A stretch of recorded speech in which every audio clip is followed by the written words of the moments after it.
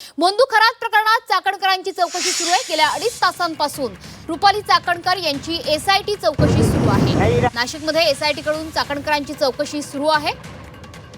गेल्या 3 दिवसांपूर्वी एसआयटीनं रुपाली चाकणकरांना नोटीस पाठवली होती।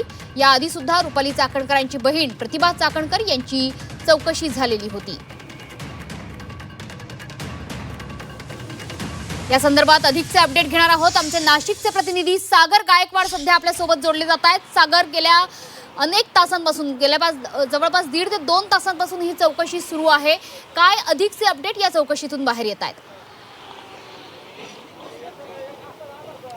नक्कीच खरं तर आपण या सगळ्या प्रकरणाकडे बघितलं तर रुपाली चाकणकरांची ह्या अशोक खरात यांच्या ह्या सगळ्या लैंगिक अत्याचार आणि फसवणुकीच्या गुन्ह्यांमध्ये एसआयटी चौकशी करत असताना आता पुन्हा एकदा या सगळ्या प्रकरणाला नवीन एक अपडेट मिळताना आपल्याला पाहायला मिळते। यात आता रुपाली चाकणकरांची तब्बल 2.5 ते 3 तासापासून चौकशी सुरू होताना आपल्याला पाहायला मिळते। 12:30 वाजेच्या सुमारास रुपाली चाकणकर यांची चौकशीला सुरुवात झाली आणि अजूनपर्यंत देखील ती चौकशी सुरू आहे। शिवनौका संस्थान असेल, त्याचबरोबर ती त्यांचे काही आर्थिक व्यवहार एकमेकांशी जुळलेले होते काय, सगळ्यांची तपासणी जी आहे ती एसआयटीकडून केली जाते आणि ह्या संदर्भातली जो जबाब आहे तो या रुपाली चाकणकरांकडून करताना पाहायला मिळते। नाशिकच्या NPA पोलीस अकॅडमीमध्ये ही सध्या चौकशी सुरू आहे। माझ्या पाठीमागे जर बघितलं तर हा जो NPAचा परिसर आहे आणि इथे मध्ये ही रुपाली चाकणकर यांची चौकशी सुरू आहे।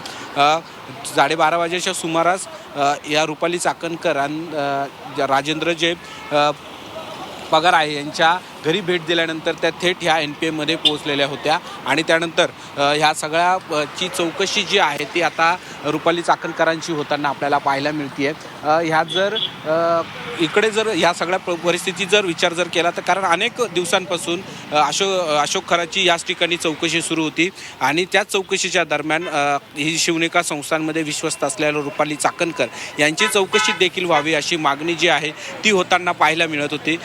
पहिला जो गुन्हा दाखल झालेला होता तो 14 ते 15 मार्चच्या सुमारास हा गुन्हा दाखल झालेला होता आणि ह्या गुन्ह्यानंतर रुपाली चाकणकरांची देखील चौकशी व्हावी अशी मागणी जी आहे ती विरोधकांकडून करताना आपण पाहायला मिळत होती। त्यामुळे सकाळपासूनच आता ह्या सगळ्या प्रकरणाची जी चौकशी आहे म्हणजे रुपाली चाकणकरांची चौकशी जी आहे ती ह्या सगळ्या प्रकारचे एसआयटीचे ज्या प्रमुख आहेत अश्विनी सातपुते त्या चौकशी करताना आपल्याला पाहायला मिळत आहेत। तब्बल 3 तास झाले ही सगळी चौकशी सुरू आहे।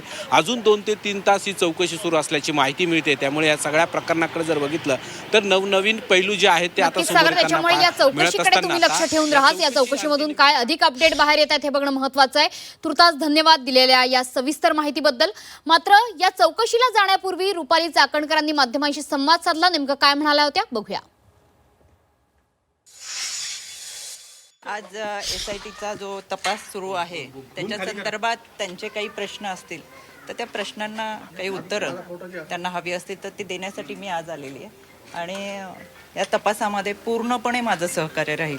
त्याच्यामुळे आता तपासाला सामोरं जात असताना जी मदत पोलिसांना असेल, इन्व्हेस्टिगेशन टीमला असेल, तपास अधिकाऱ्यांची जे काही प्रश्न असतील त्याला निश्चितपणाने मी सहकार्य